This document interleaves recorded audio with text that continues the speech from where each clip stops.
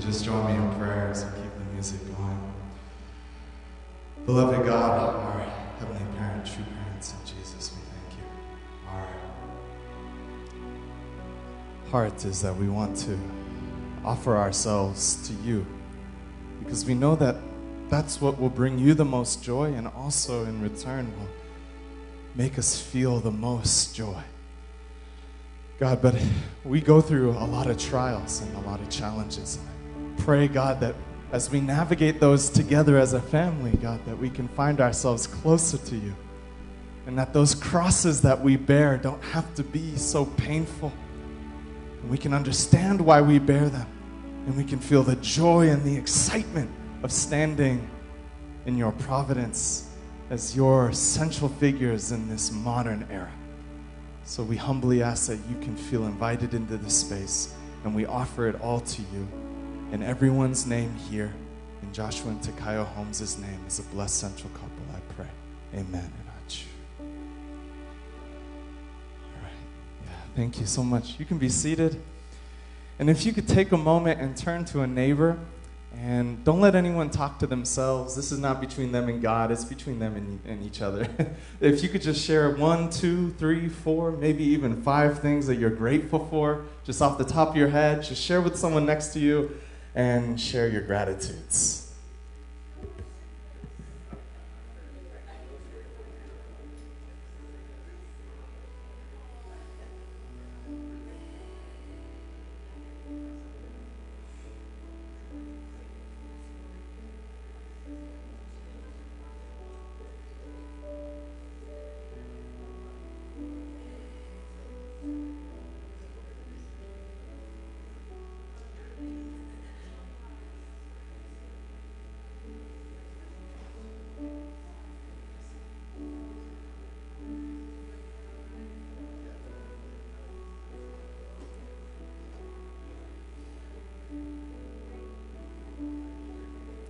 If you finish gratitudes, you can just share one highlight from your week. Just something that excited you this week. Something that stood out to you.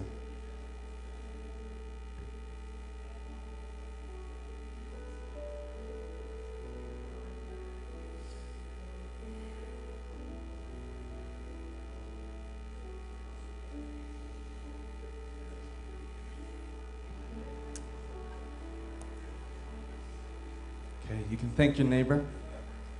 Give him a high five. Give him a low 5, middle 5. Work on that handshake. Wow. Okay. Good morning. Good morning. Good morning. You know, today is a special day, and yesterday as well, because this past week we celebrated Hyojinim's 15th anniversary since his passing on March 17th. 15th anniversary. Let's give Hyojinim a round of applause. And, you know, this is my favorite photo of Hyojinim that I have. And I found it in a book somewhere, and I took a photo, and then I edited it. I don't know how I got to that, but it's so, you can feel his heart, right? You can see his spirit, and the tears are slowly emerging from his eyes. And I think it's an expression. For those that don't know, Hyojinim was Father Moon's first son, his first son. And of course he passed away, but he was someone that Father and Mother Moon looked towards as a son of true filial piety. Filial piety means or hyojung is the word we use, is one's loyalty in love with their parents. It wasn't just a sense of duty. Actually, Mother Moon says it's not enough just to be dutiful. You're just duty-wise, duty because they're my parents. But because my parents deeply love me and I deeply love my parents, I am loyal. So it's a loyalty motivated out of love, and that was Hyojinim's entire life. And so many of you know his story, some of you don't know as much, but Hyojinim's life was riddled with challenges. And some would even say that he made serious mistakes. He fell into, Yonanim, his wife, would say when he passed away, I was reading her words, and she said, I think God needed Hyojinim because he understood hell. And that's why he had to pass, so that he could figure out what was going on in hell and get those people, pull them out. Because Hyojinim, and for those that knew him deeply, knew this about him. He really understood what hell was like. He went there. He spent time there. But what was amazing about him in all those things that happened, he never lost the loyalty and love. He crawled his way out. Despite the world pushing him away, he crawled his way out. And in his final years, he fully offered himself. Fully offered himself. To the point where Mother Moon says that one of the, she just trusts Hyojinim. She can trust in him because of what he did. So I say this up, but if I was defined by the mistakes that I made in the past, there's no way I would be able to stand right here. There's no way. So he's not defined by those things. He's defined by how he chose to not just conclude his life, but what he never gave up on. What he was committed to at the very end in his dedication. Amen? So I love Hyojinim. For me, I feel an affinity towards him. I listen to his words, and I feel God speaks to me and pours his soul into me. And that moves me. And so what I want to do to open is, I feel to honor his life, you need to hear his words. You need to see his heart poured out in the way that he presented himself before others. So I'm going to show you 2 videos. Is that okay? 12 minutes. In the first video is his final speech. The final speech he ever gave in Belvedere. It was his sermon. And it was 8 days before he passed. And you may not, I'm going to be honest, with Hyojinim, you don't always understand what he's saying. And that's okay. What I want you to hear is his heart. What I want you to hear is his heart. And you can tell he knows where he's going. He knows what's going to happen. So listen to his heart. And then the second video is a video of Hyojinim in Pasadena House in 1994, in March 23rd, 1994. And he sings this beautiful song in Pasadena House. So we'll play it, and please just listen to his heart.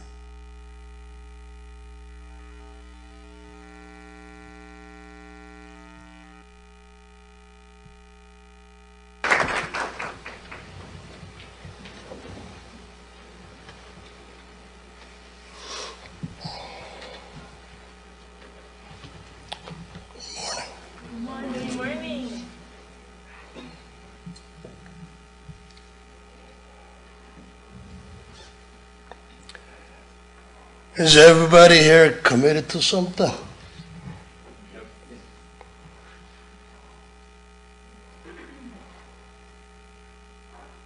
When you think about commitment, what does it mean to you? Why do you want to commit to something? Because it defines you.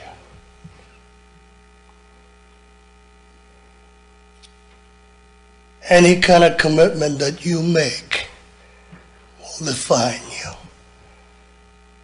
and you'll be judged. That's why you commit to something. Because life is about learning something, and it's short, very short.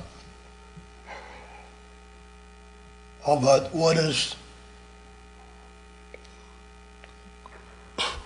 what makes you good?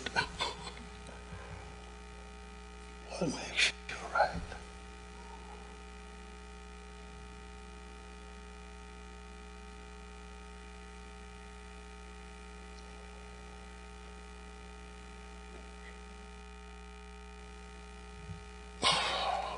Even business, give you money. You have responsibility. You have commitment. You gotta give that money off and make them profit. Otherwise, I don't think you're gonna get another opportunity.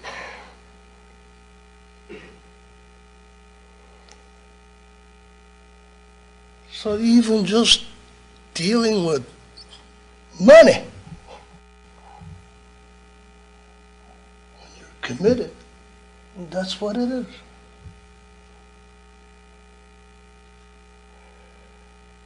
Now think about yourself. What are you thinking? What terms of thinking are you committed to?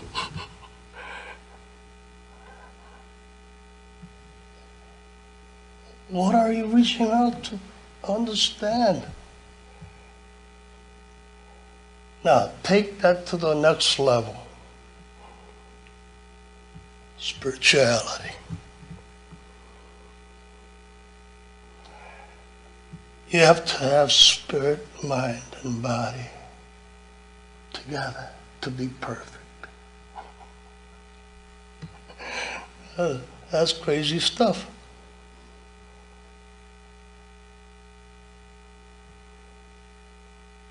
That's what you ought to do, basically.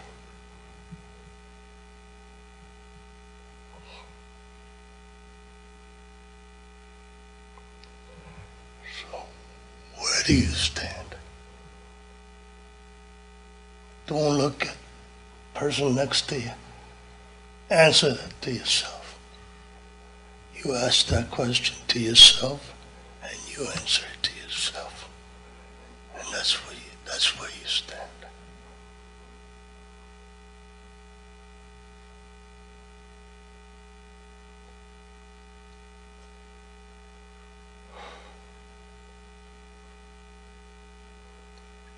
Have I seen crap? I'll probably see more.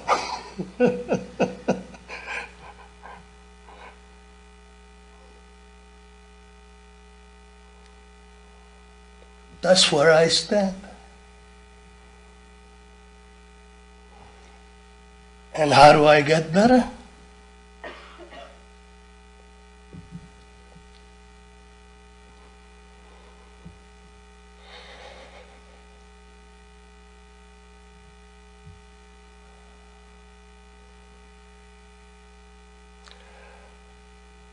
Following the basics.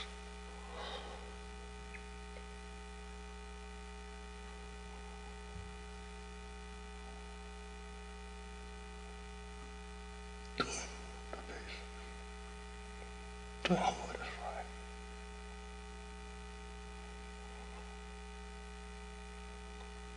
No other way.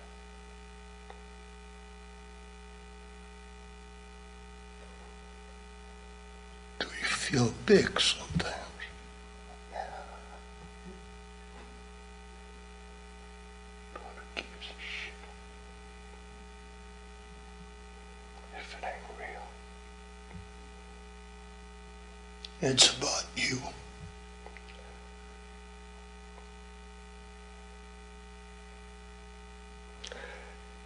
You think we're living in this world just to think about me? It's not about me.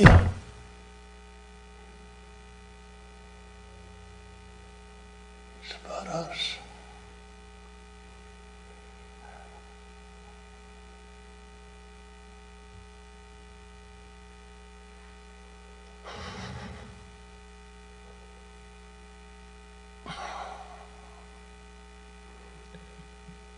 That's why it hurts. What the hell is family anyway, right?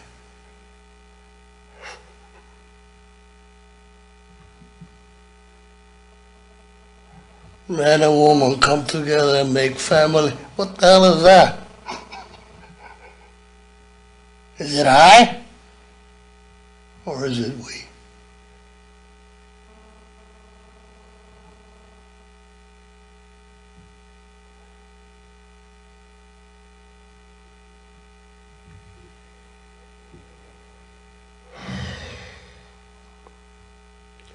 And you will die.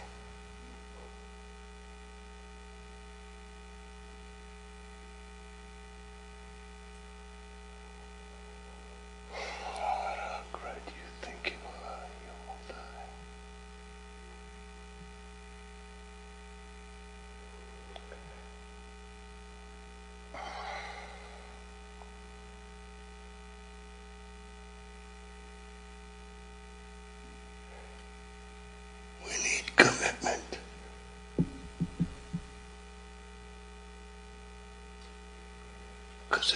behind you and in judgment.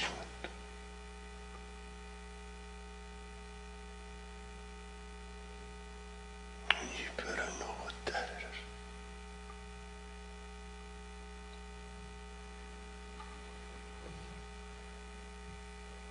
Okay.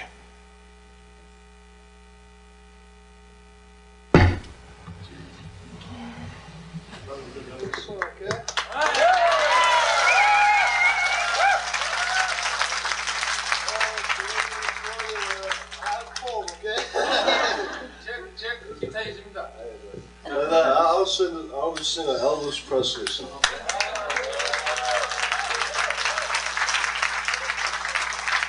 There must be a light burning brighter somewhere.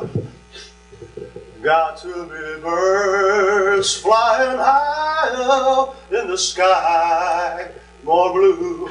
If I can dream of a warmer sun, where hope keeps shining on everyone, tell me why, oh why can't my dream come true? Oh why, there must be peace and understanding sometimes. Strong winds of promise that will blow away my doubt and fear. If I can dream of a warmer sun, where hope gives shining on everyone, tell me why, oh why can't my dream come true?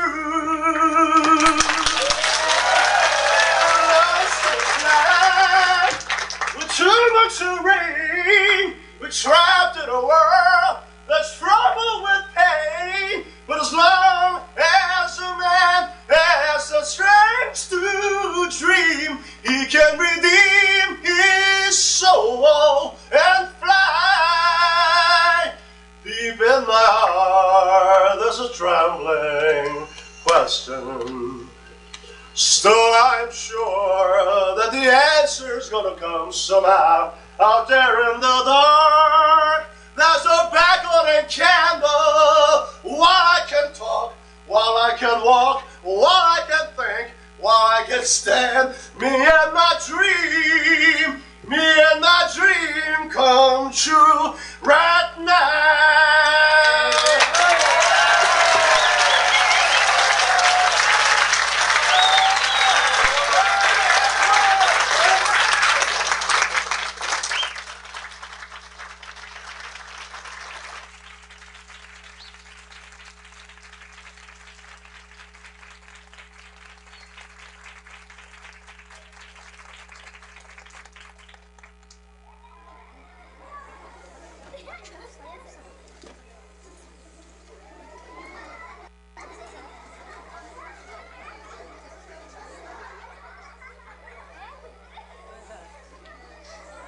That's a She Get This song?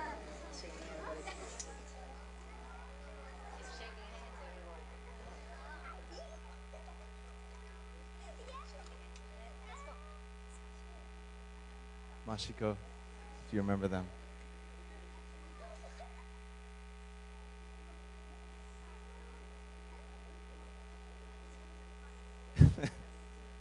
Mayun-san and Uncle Rick.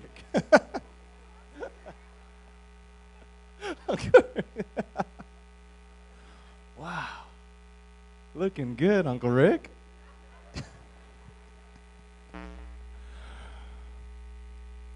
Let's give a round of applause to Hyojin.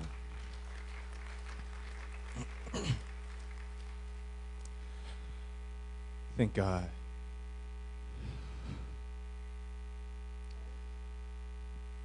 I think Hyojin embodies that song. He's a man that was truly scarred by the life that he was handed, choices, but in the end, he had this dream that he never gave up on. And in that song it says, a man can redeem his soul as long as he never gives up on the dream. And I really believe Hyojin was a man that God trusted. God trusted Hyojin. And Mother, when we're talking about the current time we're in now, I tell Takayo, I think about all of what Mother Moon has said over the last, 10 years, and I just hear the same thing over and over again, which is, it's just like, she's looking for people like Hyojin. People who have a dream that don't give up. And so she has these words, right? She sings this song to us a few days ago. It's a song she composed, and it goes like this. She goes, a pine tree standing tall in front of Cheonjeonggung Palace, evergreen, unchanging through the seasons. Your name is Il-sung-jung. Oh, I love you, Il-sung-jung. You are the hope of Cheonjeonggung, as you are the dream of your brothers and sisters who love you. You are the pride of Cheonjeonggung that shines forever. Oh, I love you, Il-sung-jung. You are the pride of Cheonjeonggung. Did you like it?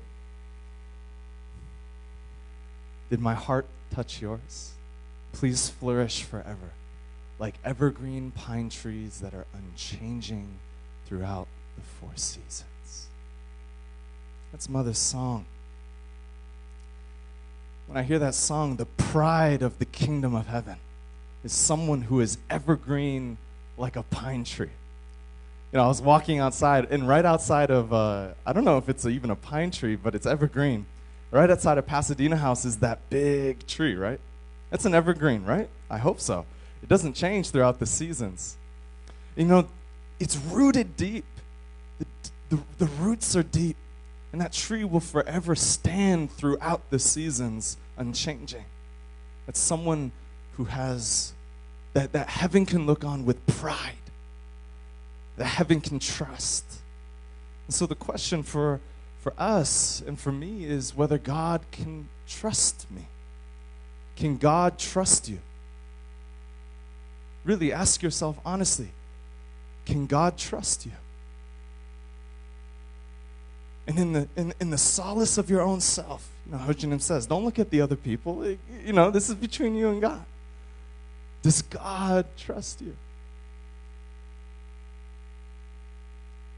And the mistakes that we make are not what define the trust. I've made so many mistakes yesterday. What defines the trust is whether I'm committed and still going. Whether I'm still going. And whether I face the tests, the challenges of life. And I'm willing to go through it. If I'm willing to go through it, if I'm committed, it doesn't matter if I stumble along the way, as long as I'm committed and I keep going, then God can trust me. So the question is, in your own heart of hearts, do you feel that God can trust you? The baseline for me is this, that God cannot work with a central figure, with any of us, with me, that he does not trust. And we earn God's trust. Just like how any friend in your life, they don't just get and are afforded the opportunity of trust from me. I don't trust Mama D just because she walked into my life. I trust Mama D because she's in a very beautiful way. She's earned that trust. Okay. When I was in New York, there was only one person who called me more than my dad. And that was Mama D. She called me more than my mom. Takayo also called me more. But, that there's a trust that's earned. And we fortify that. We earn that trust through the fortification of our faith. My piety. My heart. Your children, they earn your trust. They earn the ability to get out and go out into the world, cross that street without holding your hand. If they are someone worth trusting, they earn it. And then we can make a difference in the world for God. We can make all the difference in the world, but it may not even be for God. It may not be for God. But if you want to make a difference in the world for God, God's got to trust you. God's got to trust that he can use you. So can God trust me?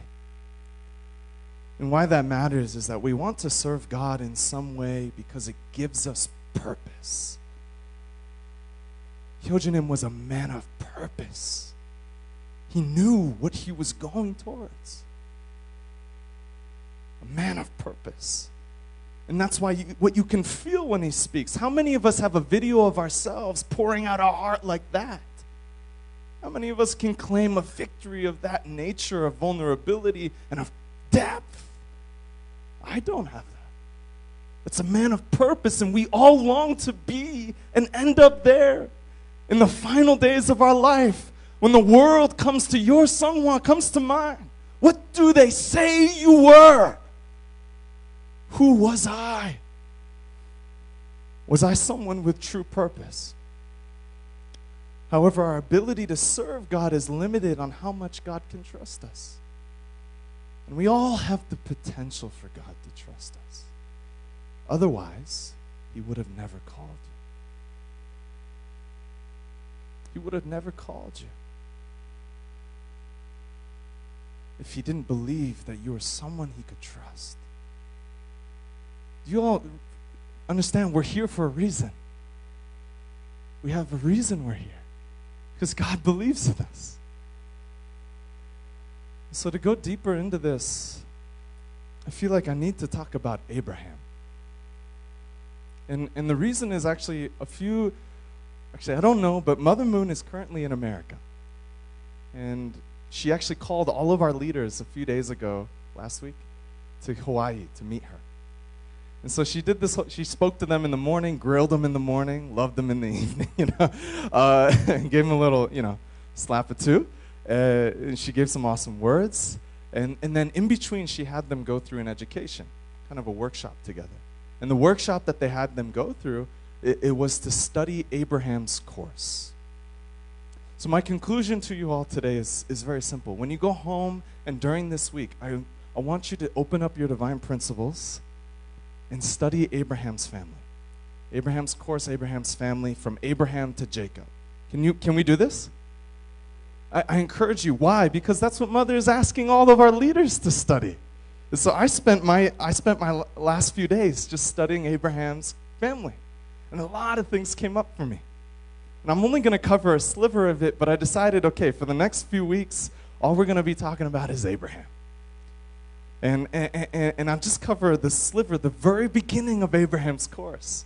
And so for Abraham's course, by the way, it starts on page 206. I'll help you out. I'll give you the first step. Go to page 206. And read it. Study it for yourself. See what comes up for you.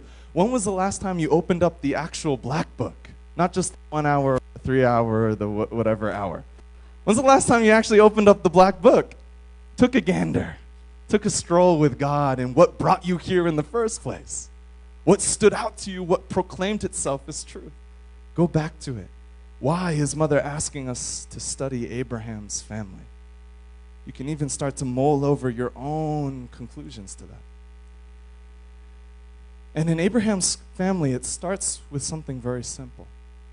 Is that God calls on Abraham. And Abraham is the idol maker's son. Or as I like to say, he's the son of Satan's best friend. Satan's best buddy. His ride or die. If Satan could have a trust in someone, it was in Abraham's dad. That was the kind of son that he was. He's the son of Satan's best buddy. That's who he is. And God calls on him. What does he say to Abraham? Oh, gosh. He says in Genesis 12, get out of your country. He just calls on him and says, get out of your country, get away from your family and from your father's house to a land I will show you, and I will make you a great nation, and I will bless you. That's what he tells Abraham. And so how the methodology of this is simple, is that Satan stole Noah's family. So the previous family, Satan stole that family, and it was God's own. So Satan stole from God's own. And the way that God works throughout all of history is simple. If Satan punches with a right, God is afforded the opportunity to punch with a left. So if Satan attacks me, then I get the chance to punch back. This doesn't pertain to us physically, guys. That doesn't mean you get to start fighting each other. But this is how God advances his providence. He can't throw the first punch because he has to be in a position of a parent. And so Satan steals from God, and God steals back, steals his best friend's son. That's what he steals. And so God calls the most lowly of people in a belief that he can trust that person. God believed that he could trust Abraham. We could run circles around here for days on end, for the next 365 days, from the testimonies that our parents have of where they were before they joined the church, of who we were, what we were doing. God can call anybody. So that's the context. But then God asks him to leave his home. And there's a story of him leaving his home, and then he's asked to kind of wander around with his wife and his belongings, and then he ends up in Pharaoh's land. Do we know this story? Basically, Abraham is called out of the Ur of the Chaldeans, and he's called to go there and take his wife with him, take his servants, take his belongings, all his wealth, and then God brings him along this course of wandering around. And then he ends up in the Pharaoh's home because there's a famine. He needs things. So he goes to the Pharaoh's area, and he goes on that trip. And Abraham knows that when the Pharaoh sees my wife, she is so beautiful, he's going to take her. He's going to take her. And so he tells Sarah, his wife, this is crazy to me. He tells Sarah, his wife, can you be my sister? Can you just pretend to be my sister? And then the Pharaoh's going to take you. But God tells me that he will bless us if we do this, if we hold on. And so when the Pharaoh takes Sarah for himself, God begins to chastise the Pharaoh, gives him crazy dreams, gives him dreams of death and of pain. And so Abraham is able to take his wife back along with the nephew Lot and abundant wealth, which the Pharaoh just hands to him. Just get out of my country. Get out, get out, get out. You're a curse. And this was a restorative course that he went on. And of course, we understand that this was kind of reestablishing Abraham in the position to make the offering. But what this is that Abraham had to make a condition. He had to do something of a sacrifice in order to win God's trust.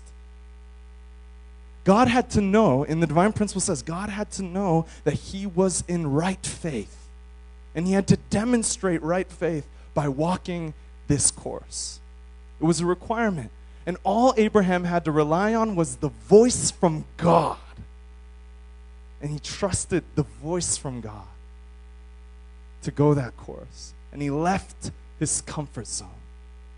And I feel we are in the same situation in our lives. We are so comfortable in our homeland. We're so comfortable in the concepts and in the desires of our own selves.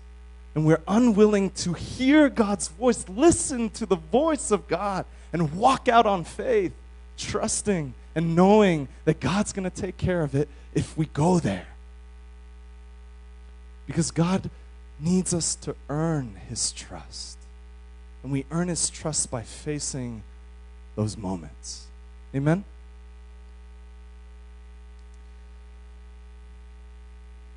Hyojinim would say, to Yonanim at least,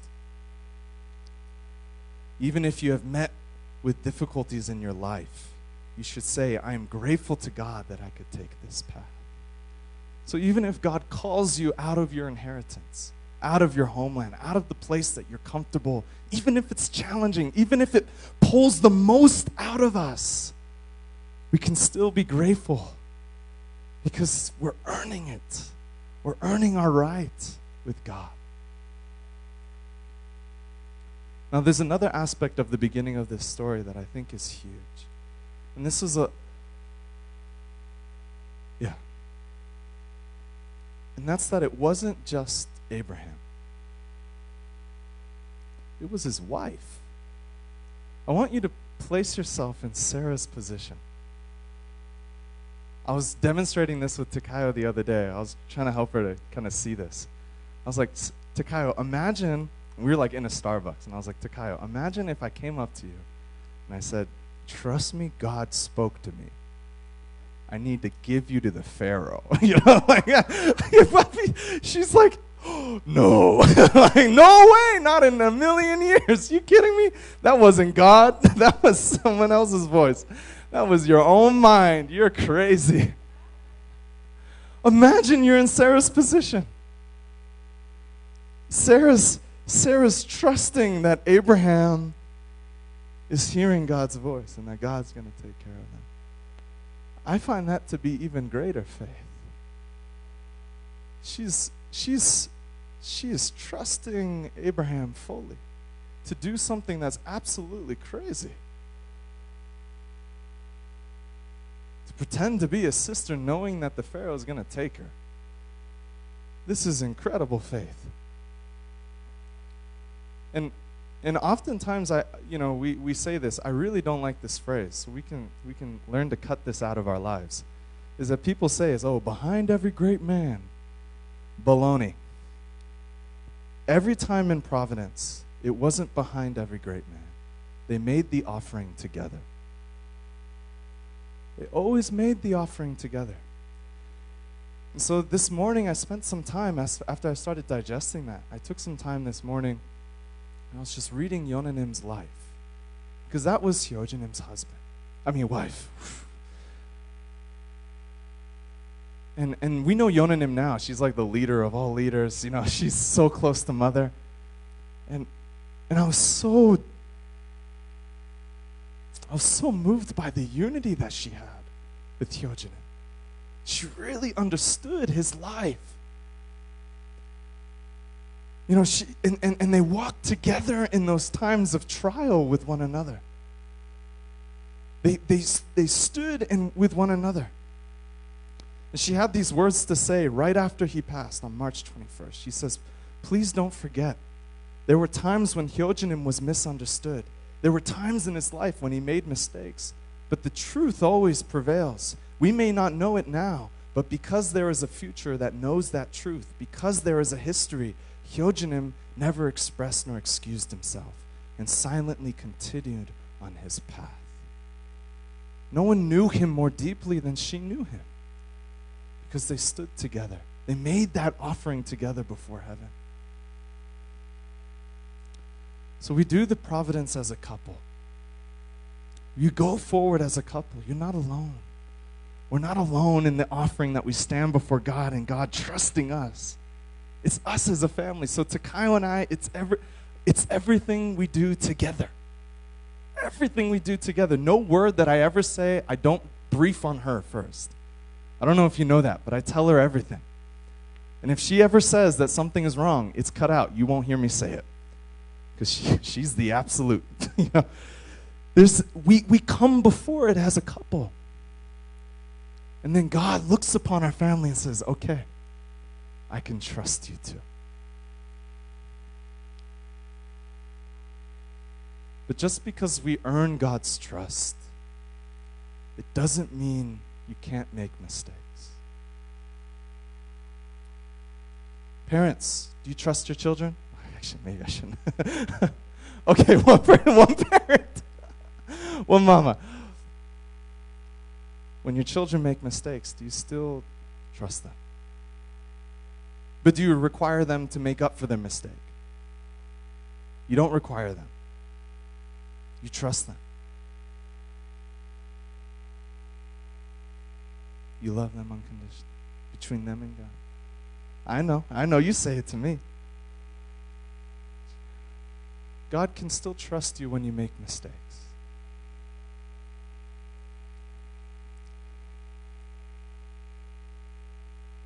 And the key is just whether you're learning and you're committed to continue to go forward. This is why I personally love Hyojanim's life. When I think about Hyojanim's life, I feel so much grace. It doesn't matter the mistakes that I go through, as long as I don't give up. If I don't give up, then God can still work with me. So we just don't throw in the towel. We don't throw in the towel. And Abraham's life is exactly this. Abraham makes a serious mistake. And we'll get into it later, but he makes a serious mistake. But God gives him another chance. God gives him another chance. He has to. So as we reflect on Hyojanim's life and we consider the way that he lived, and we embed that into our soul, and we try to, go out and be more extraordinary, be better, and make more effort. I want to at least leave you with something that's simple you can do. And that's read Abraham's course. Just take time with it. It's very simple. Open up that black book. Dust off that, dust that thing off a little bit. But, go a step further and buy one of the covers from Shigeko-san, Make it look pretty. Open it up and ask God, what do you want to teach me? What do you want to teach me through this? Why would Mother ask all of our leaders to study this? And study it. And then share your insights with someone. Don't keep it to yourself. Share it with your wife. Share it with your husband. Take this week. Is that okay? Can I ask you to do that? I always feel like by the end of my sermons, I'm just pleading. I can't force you to do anything. I really can't. I'm just a guy on a stage. I can't ask you to force you to do anything. I can just suggest. Really, just try it, and then come to me next week and let me know what came up for you. Let me know. I'm serious. Give me a phone call. Give me a phone. So as I close and I invite Matt-san to the stage. God works with the central figures that he trusts. And we earn God's trust by fortifying our hearts and in love with God. And then we make a difference in the world. So I want you to soak in Hyojanim's spirit. This is our elder brother. He's younger than some of you, but he's our elder brother. And he stood the test of time. It wasn't the mistakes he made. Those things allowed him in the final moments of his life to offer his pledge before heaven. In your final moments, what will people know you for? What did you commit to? Did God trust you? So please receive Matt Ishizuka as he sings Hyojanim's song.